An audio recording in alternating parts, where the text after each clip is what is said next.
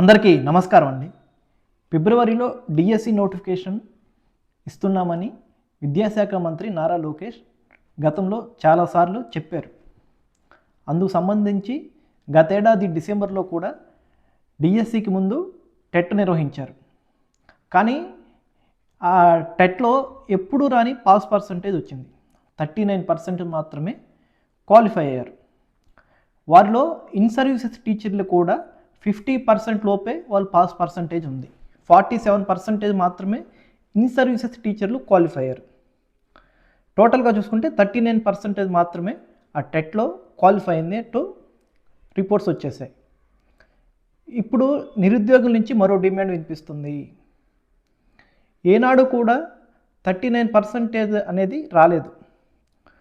2018లో కానీ 2022లో కానీ 2024లో కానీ ఎప్పుడు చూసినా 57-58 పాస్ పర్సంటేజ్ ఉన్న టెట్ గతేడాది నిర్వహించిన టెట్లో కేవలం 39% మాత్రమే క్వాలిఫై అయినట్లు వచ్చాయి. ఇప్పుడు నిరుద్యోగుల నుంచి మరో డిమాండ్ వినిపిస్తుంది. ఇప్పుడు డిఎస్సి నిర్వహించే ముందు మరో టెట్ నిర్వహించాలంటూ వాళ్ళు డిమాండ్ చేస్తున్నారు.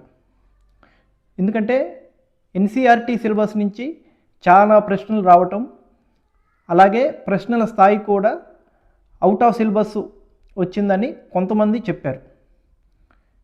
కేవలం 39% అనేది మాత్రమే చాలా నమ్మశక్యంగా లేదనిపిస్తూ చాలా వాదనలు వినిపించాయి. కానీ వాస్తవంగా అయితే 39% మాత్రమే క్వాలిఫై అయ్యారు. 2,50,000 మంది టెట్ ఎగ్జామ్ రాయిగా వాళ్ళలో కేవలం 90,000 మంది మాత్రమే క్వాలిఫై అయ్యారు. అంటే మిగతా 1,50,000 మంది క్వాలిఫై కాలేదు. వారిలో ఇంతకుముందు క్వాలిఫై అయిన వాళ్ళు మళ్ళీ రాసి ఉంటారు. కానీ ఫస్ట్ టైం రాసిన వాళ్ళు కూడా ఉండుంటారు. మరి వాళ్ళు ఈ డిఎస్సికి ఎలిజిబుల్ లేనట్టే కదా. అలాంటి వారికి మరో అవకాశం ఇవ్వాలి అంటూ నిరుద్యోగుల నుంచి చాలా వినతులు గవర్నమెంట్కి అందుతున్నాయి.